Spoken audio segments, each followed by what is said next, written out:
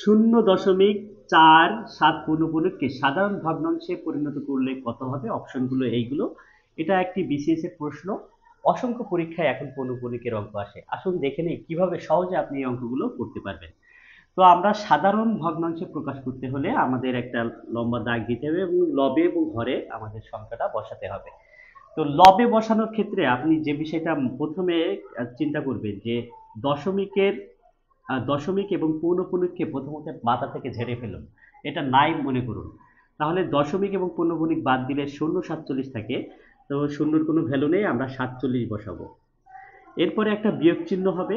বিয়োগ চিহ্নের পরে আমাদের এখানে একটা বিয়োগ করতে হবে। তো এই দশমিকের পরে যে সংখ্যাগুলো আছে এই সংখ্যায় অনাবৃত যে সংখ্যা, এখানে অনাবৃত সংখ্যা 4, 4 বসাবো। যদি আরো কোনো সংখ্যা থাকতো সেটা বসাতাম। আর 7 যেহেতু আবৃত, এটা বসানো লাগবে না। এখন আমরা লবে যে বসাবো, লবে বসানোর ক্ষেত্রে দশমিকের পরে আহ, যতগুলো পৌনঃপুনিক আছে ততগুলো 9 বসবে। তো এখানে 7-এর উপরে একটার উপরে পৌনঃপুনিক, সুতরাং একটা 9 বসালাম। আর এরপরে অনাবৃত সংখ্যার জন্য প্রতিটা ঘরের জন্য একটা করে শূন্য। এখানে 4 আছে, তো অনাবৃত 4, তাই একটা শূন্য। এখন এটা যদি আমরা ক্যালকুলেশন করি উত্তর হয়ে যাবে 47 থেকে 4 বাদ দিলে 43 বিয়োগ 90, তাহলে উত্তর হবে এটি। আরেকটা অঙ্ক আমরা দেখি যে 4.3 পৌনঃপুনিককে সাধারণ ভগ্নাংশে প্রকাশ করুন। তো আমাদের প্রথম কাজ হচ্ছে লবে বসাতে হবে। দশমিক এবং পৌনঃপুনিককে বিবেচনা না করলে এখানে থাকে 43। এখন একটা বিয়োগ চিহ্ন হবে। পৌনঃপুনিক বাদে যে সংখ্যাগুলো থাকবে সেটা বিয়োগ, তাহলে 4 বিয়োগ হয়ে যাবে। এখন আমরা লবে বসাবো।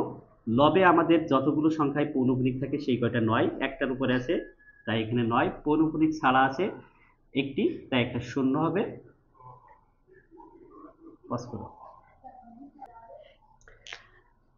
এখানে শূন্য হবে না, কারণ হলো দশমিকের পরে যে কটা অনাবৃত থাকে সেই কয়টা শূন্য হয়, যেহেতু এখানে নাই তাই শূন্য হবে না, 9ই হবে।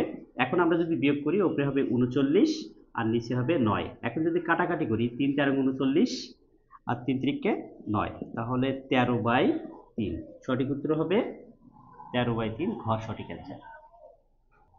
আগের দুইটা অঙ্ক যদি বুঝে থাকেন তাহলে এই অঙ্কটি আপনাদের জন্য হোমওয়ার্ক। কমেন্টসে উত্তরটি লিখে পাঠান। 0.2 পৌনঃপুনিককে সাধারণ ভগ্নাংশে প্রকাশ করুন, এটার মধ্যে কোনটা অ্যান্সার হবে। এবং চ্যানেলটি যদি ভালো লেগে থাকে অবশ্যই লাইক ফলো দিয়ে পাশে থাকবেন। সবাইকে ধন্যবাদ।